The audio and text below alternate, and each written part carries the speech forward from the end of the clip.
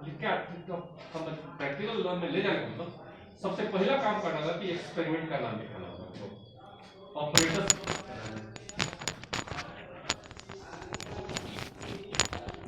Good morning students.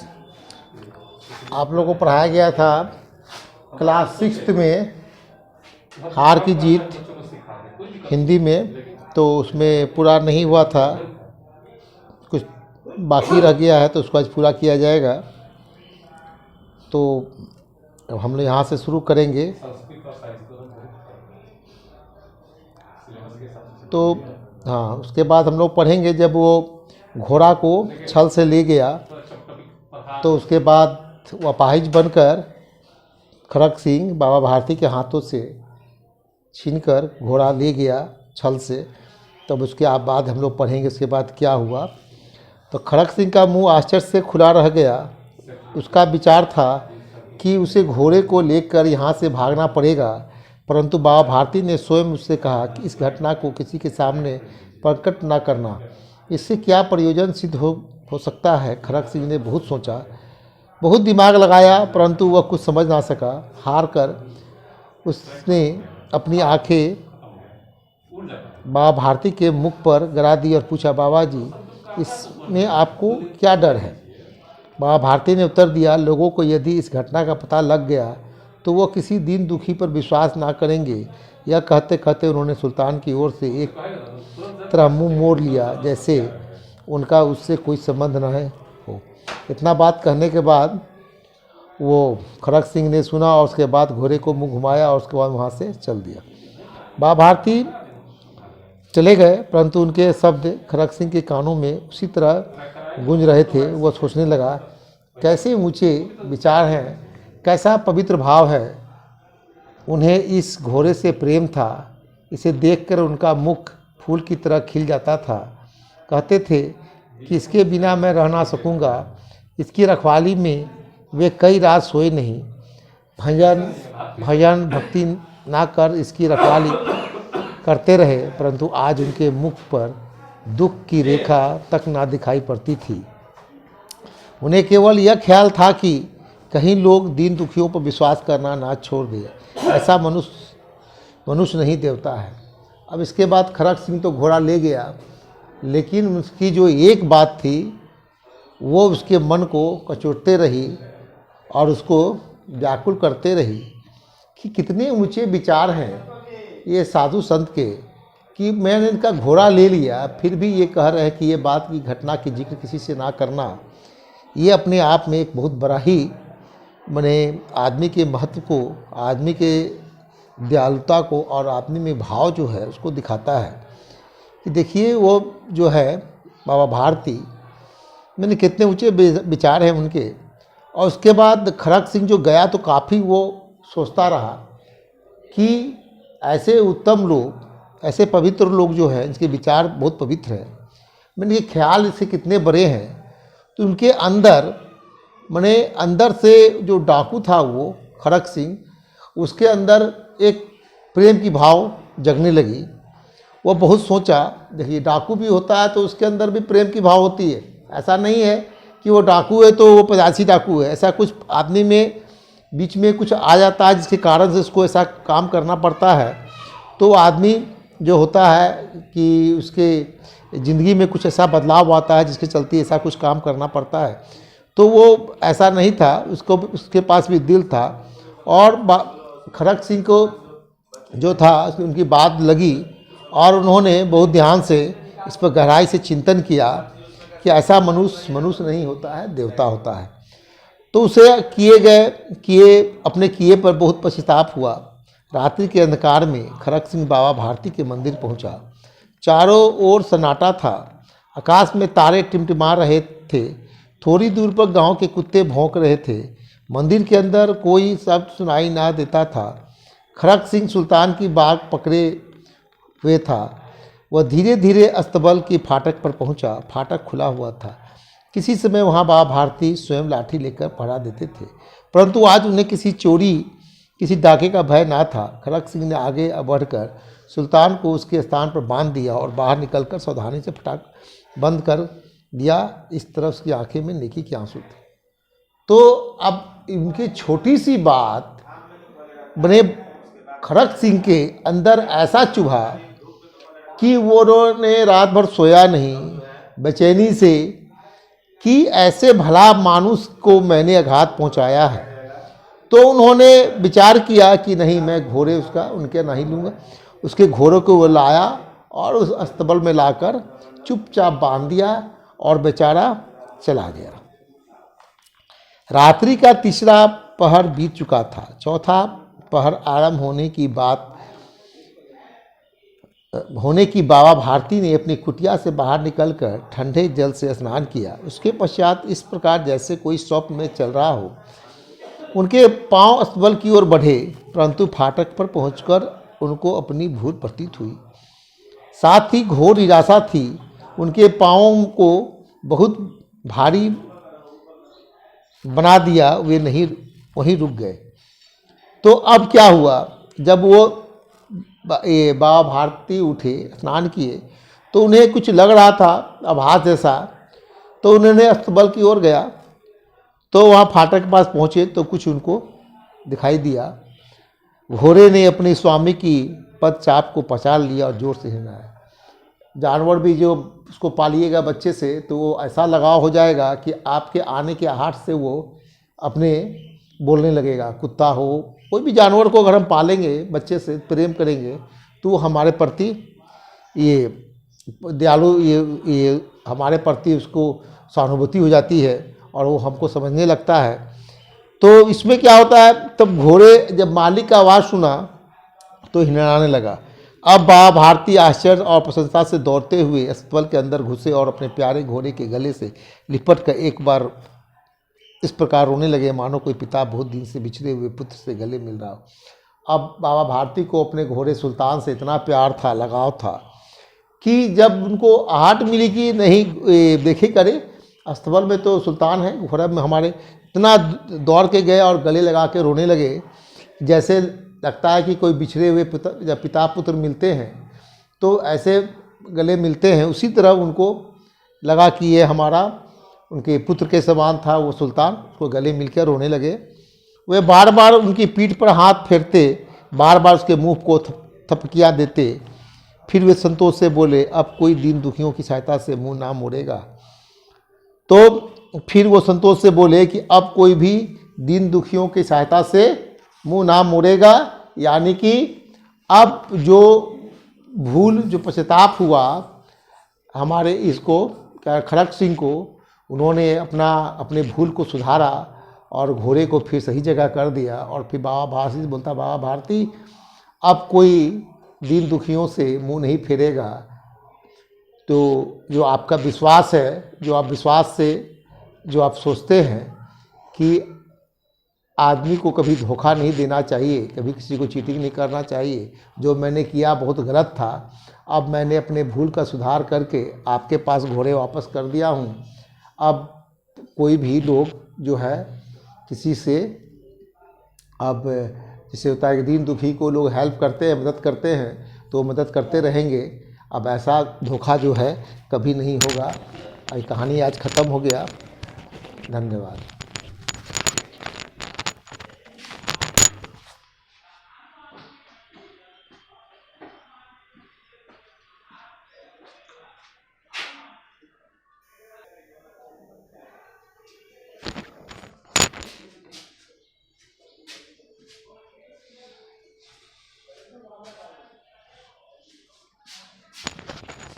Good morning students. तो आज class 6 में हम लोग साइंस में पढ़ेंगे इलेक्ट्रिक सर्किट। ठीक है, देखो फिगर थोड़ा सा, ये इलेक्ट्रिक सर्किट का फिगर है। ठीक है, an electric circuit is a path along which electricity can flow. Electric circuit वो पाथ है, वो रास्ता है जिससे होकर क्या होती है, इलेक्ट्रिक फ्लो करती है। We can make a simple electric circuit by using a cell, a torch bulb, 2 piece of wire. तो हम एक सिंपल इलेक्ट्रिक सर्किट बना सकते हैं। कैसे? इसके लिए हम क्या करेंगे, एक बैटरी ले लेंगे, सेल लेंगे, एक टॉर्च का बॉल लेंगे और दो कनेक्टिंग वायर लेते हैं, एक बैटरी के पॉजिटिव से जोड़ेंगे और एक बैटरी के निगेटिव से जोड़ेंगे। Connect the torch bulb in positive and negative terminals by cell by using the 2 piece of wire. तो 2 पीस ऑफ वायर को लेकर हम क्या करेंगे, एक के पॉजिटिव से और एक के निगेटिव से हम जोड़ देते हैं, ठीक है। And the wire connect similarly one end of the second wire is connected to the negative terminals of the shell and the other end of this wire is connected to the metal case of the torch ball। फिर metal case जो bulb होती है उसमें भी क्या होता है, bulb में भी एक पॉजिटिव एक नेगेटिव टर्मिनल्स होती है। तो जो बल्ब के देखो साइड वाला है वो पॉजिटिव होता है और नीचे वाला क्या होता है, नेगेटिव हो जाता है। तो इसे हम जोड़ देते हैं। The connecting the torch bulb between the 2 terminals of the cell the bulb light up और ग्लो। तो जब हम जोड़ते हैं तो बल्ब क्या होती है, लाइट होती है, ग्लो करने लगती है, जलने लगती है। The bulb light up because the electricity flow, इसलिए ये लाइट अप होने लगती है क्योंकि इससे क्या होता है, इलेक्ट्रिसिटी फ्लो करती है थ्रू, ठीक है। तो through a filament actually electricity from one end to the cell flow along the wire with the help through the bulb and then back to the shell along the wire। तो ये electricity इसे flow करती है और फिर क्या होती है, इसे बैक हो जाती है, ठीक है। The wire and the bulb from the connection path between the 2 terminals of cell battery are flow through the path is called electric circuit. तो इस पाथ को हम क्या कहते हैं, इलेक्ट्रिक सर्किट कहते हैं। Thus the electric circuit opposite the complete path और for electricity to pass between the 2 terminals of the electric shell the bulb glow only when the electricity pass through the circuit। Bulb तभी जलता है, कब जलता है bulb, जब ये current इससे होकर सर्किट से होकर करंट फ्लो करती है। The electric circuit in which there is no gap in the connection between the terminals of the cell wire bulb etc is called complete circuit और क्लोज सर्किट। तो electric circuit ऐसा electric circuit जिसमें बीच में कोई gap नहीं हो, क्या नहीं हो, कोई गैप नहीं हो, ठीक है। किसके बीच में, बल्ब के बीच में, वायर के बीच में, शेल के बीच में। तो इसको हम कहते हैं क्लोज सर्किट या complete circuit. The bulb light up when the circuit is complete, जब सर्किट क्लोज होता है तो बल्ब क्या होती है, जलती है। दस इलेक्ट्रिसिटी फ्लो थ्रू ए कंप्लीट सर्किट, इस तरह इलेक्ट्रिसिटी क्या होती है, सर्किट से पूरा होती है। In a close circuit the electric current pass through terminal of the shell of the other through connecting wire और बल्ब etc। तो इलेक्ट्रिक करंट जो होती है पास करती है कहाँ से, one terminal of the shell to the other, एक टर्मिनल से दूसरे टर्मिनल की ओर क्या करती है, बल्ब ये करंट फ्लो करती है और बल्ब जलता है। In the electric circuit, the direction of flow electricity is taken to be positive to the cell to the negative terminal of the cell। और करंट फ्लो की जो हम दिशा होती है वो हम क्या मानते हैं, पॉजिटिव टर्मिनल से नेगेटिव टर्मिनल्स की ओर मानते हैं। The electric circuit in which there is a gap in connection between the terminal of cell bulb wire etc is called open circuit. तो ऐसा सर्किट जिसके बीच बल्ब वायर शेल के बीच में क्या होता है कि गैप होता है, उसको हम कहते हैं ओपन सर्किट या incomplete circuit. Electricity does not flow through a open circuit because there is a gap in the path. तो इलेक्ट्रिसिटी क्या होती है, इसमें गैप पास नहीं करती क्योंकि क्या होता है, इसमें गैप होता है, ठीक है। A bulb will not light up if there is a gap in the circuit. Bulb अगर उसमें लाइट अप नहीं हो सकती, नहीं जल सकती, कब, अगर सर्किट के बीच में गैप है। In other words A bulb will not light up if the circuit is open. दूसरे शब्दों में कह सकते हैं कि अगर बल्ब जो होता है जल नहीं जलेगा, कब, जब सर्किट क्या होगा, ओपन होगा, खुला हुआ होगा, उसके बीचों में गैप्स होगी, ठीक है। Touching there is a gap in the end of this wire and there is a metal case of torch bulb. अगर गैप कर दिया जाए मेटल वायर के बीच में तो क्या होगा, इनकम्प्लीट हो जाएगा। Since the circuit is open no electricity from the cell can flow in this circuit and hence the bulb does not light up. तो अगर गैप होता है तो क्या होता है कि बल्ब अगर ओपन सर्किट होता है, बल्ब के बीच में गैप होता है तो बल्ब ग्लो नहीं करता, बल्ब नहीं जलता, तो हम कहते हैं कि करंट सर्किट फ्लो, ये करंट फ्लो नहीं कर रहा है। The case of fuse ball fuse, एक वर्ड आता है बॉल फ्यूज कर गया। तो बॉल फ्यूज का मतलब क्या है? तो ऐसा है कि sometime the electric bulb does not glow even if it is connected to a cell by wire without any gap in the circuit. अगर किसी इलेक्ट्रिक बल्ब में क्या होता है कि वायर के कनेक्टेड में, ठीक है, सेल जो होता है और सेल से जोड़ दिया, सब कुछ जोड़ दिया, लेकिन बॉल पे चला, तो हम क्या देखते हैं कि बॉल के बीच का जो ये वायर है वो क्या हुआ, टूटा हुआ है। तो it happen this ball which called fall, और इसको इस कंडीशन में क्या कहते हैं कि बॉल क्या कर गया, फ्यूज कर गया। क्या कहते हैं कि बॉल फ्यूज कर गया। दिस, ठीक है, when the filament of bulb get broken the bulb is said to fuse. जब फिलामेंट टूटा हुआ होता है तो हम क्या कहते हैं कि बल्ब फ्यूज कर गया। Thus a fuse ball has broken filament. इस तरह हम कहते हैं कि अगर ब्रोकन फिलामेंट है तो बल्ब क्या है, फ्यूज है। A bulb may get fuse due to the normal wear and tear of the filament when too much electricity is pass through it suddenly. तो अगर टूट फूट जाता है, गिरता है तो फिलामेंट टूट जाता है। अदरवाइज बहुत हेवी इलेक्ट्रिसिटी पास करती है, सडनली पास करती है, तो बॉल का सर्किट भंग हो जाता है और बॉल क्या होता है, फ्यूज कर जाता है। A break of the filament of bulb means a break in the path of electricity between the terminals of cell. तो बॉल फ्यूज का मतलब क्या है कि सडनली ब्रेक डाउन हुआ, जब ब्रेक किया हुआ है तो करंट फ्लो नहीं करेगा, और करंट जब फ्लो नहीं करेगा तो फिर क्या होगा कि सर्किट पूरा नहीं होगा, सर्किट पूरा नहीं होगा तो बल्ब ग्लो नहीं करेगा। When we have a fuse bulb in a circuit the circuit get open. तो जब हम इसको करते हैं तो सर्किट क्या होता है, ओपन हो जाता है। Electricity can not pass through it, तो इलेक्ट्रिसिटी क्या होती है, इससे पास नहीं करती है। Since no electricity pass through a broken filament is fuse bulb. चूँकि इलेक्ट्रिसिटी क्या होती है, फ्यूजिबल होकर पास नहीं करती है। और if it is connected properly in cell, अगर हम इसको प्रॉपरली शेल में रखें तो we made electric circuit by using the metal wires because the copper wire is conductor of electricity. The copper wire can conduct electricity through them. Copper wire क्या होता है, electricity को कंडक्ट कराता है। If however we make a circuit using cotton thread और jute string the bulb will not glow. अगर हम उसको कॉटन थ्रेड या जूट स्ट्रिंग रख दें तो बल्ब ग्लो नहीं होगा। This is because the cotton thread और jute string are non conductive electricity, that is cotton thread और jute string can not conduct electricity through them because they are the insulator. ये क्या है, insulator है। Electricity can only flow if there is a complete circuit made of the conductor. Electricity तभी flow करेगी जब current जो ये circuit जो है क्लोज हो, करंट इजीली फ्लो करे। बस आज इतना ही, थैंक्स।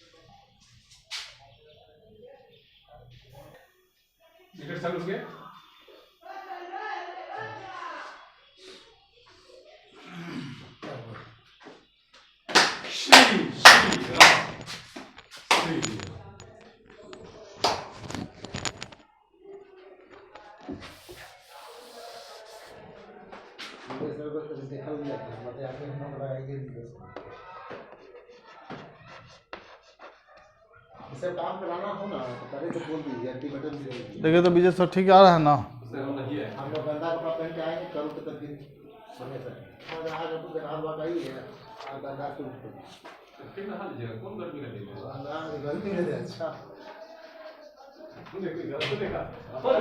कोनो काम गंदा वाला होता है ना, नहाने धोने से पहले कर लेंगे, जितना गंदा भीग गया नहा लेंगे तब फिर निकलेंगे। घर का सब छोड़ नहीं झाड़ते माने तो मजदूर थोड़ी ना आता। Good morning students. आज एक्सरसाइज 7.4 का फिर से रिवीजन चल रहा है। इसमें आपका ए ग्रुप में 3 क्वेश्चन है और डिवाइड में भी बी ग्रुप में 3 क्वेश्चन है। तो फर्स्ट जो ए ग्रुप है वो फाइंड द प्रोडक्ट है, फाइंड द प्रोडक्ट। इसमें पहला क्वेश्चन है 21 बाई 25 मल्टीप्लाई 48 बाई 56। अब इसको प्रोडक्ट निकालना है, मल्टीप्लाई करना है। तो कैसे करते हैं? अगर 7 से इसको काटते हैं तो 7 3 जा 21 और 7 8 जा 56, और फिर इस 8 से 48 को काट देते हैं 6 टाइम्स।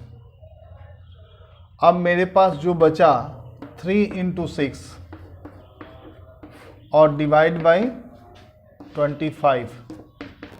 अब यह नहीं कटेगा, 18/25 ये फ्रैक्शन आपका आंसर होगा। तो इसमें 3 क्वेश्चन है, आप तीनों बना लेंगे।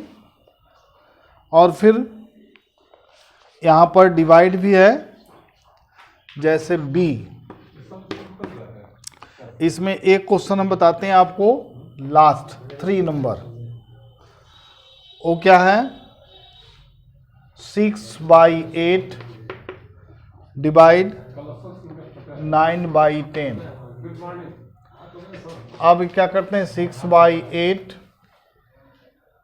मल्टीप्लाई 10/9। अब 3 से काटते हैं इसको, 3 2 जा 6, 3 3 जा 9, और 2 से काटते हैं, ये 4 हो जाएगा, ये 5 हो जाएगा। अब मेरे पास 5 2 जा 10 और नीचे 4 3 जा 12। इसको काट सकते हैं हम, यहाँ 5 हो सकता है और यहाँ 6 हो सकता है, यानी 5/6।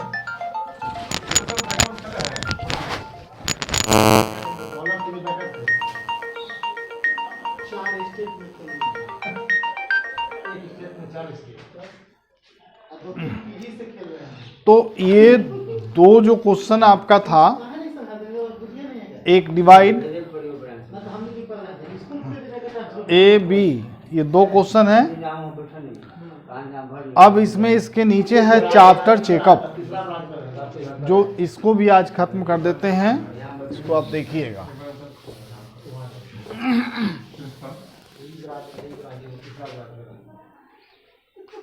अब इसमें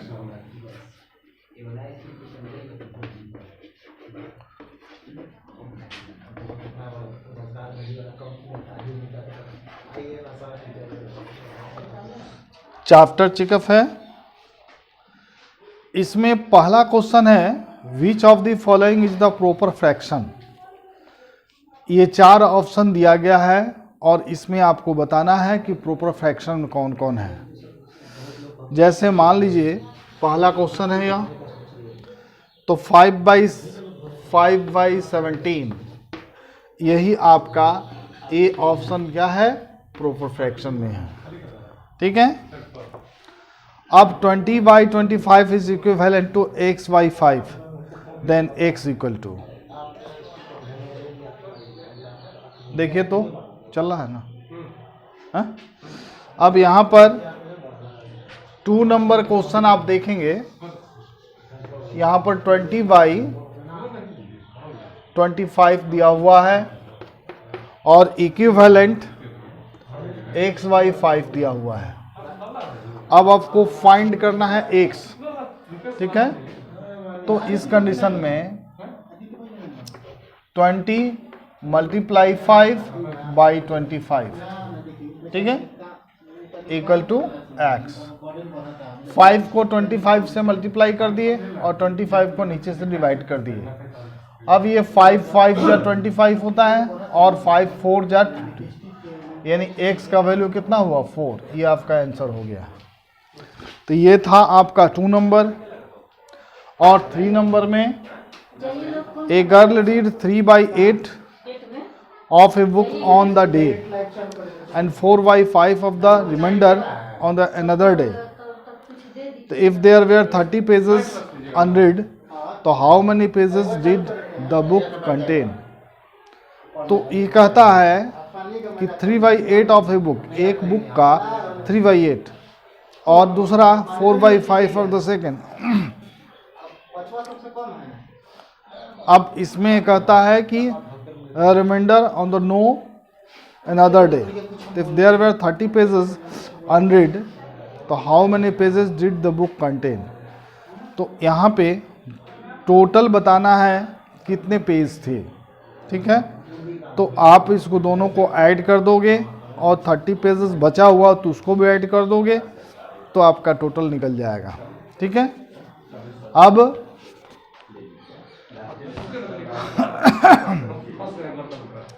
four number question, sum of the 2/9 plus 1/11, इसका सम निकालना है। तो सम तो आप निकाल सकते हैं, 2/9 प्लस 1/11 यानी 9 और 11 का एलसीएम निकाल लो, और एलसीएम निकालने के बाद जो प्रक्रिया फाइंड द सम का है वही पूरा करना है। जैसे देखिए ये क्वेश्चन नंबर 4 है चैप्टर चेकअप का, यानी 2/9 प्लस 1/11, इसको ऑप्शन में दिया हुआ है तो पहले सॉल्व करके आप देख सकते हैं। 9 और 11 ये दोनों का एलसीएम निकालोगे तो 99 आएगा, और ये 11 टाइम्स कटेगा, 11 2 जा 22, यहाँ 22 हो जाएगा, 11 9 जा और 9 1 जा, यानी 9 हो जाएगा। अब 9 और 2 11 का 1 2 1 3, 31/99। देखिए इसमें 31/99 ऑप्शन है ना। 31 कहाँ है, 31/99, यानी बी ऑप्शन आपका करेक्ट हुआ।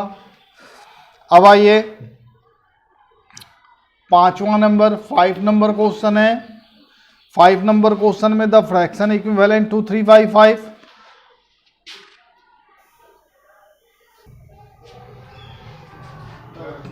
अब क्वेश्चन नंबर 5 में देखिए, द फ्रैक्शन इक्विवेलेंट टू 3/5, 3/5 का फ्रैक्शन देखना है। तो यहाँ पे जैसे 3/5 है, आपने लिख दिया 3/5। अब इसी के रेशियो में इसमें से देखते हैं,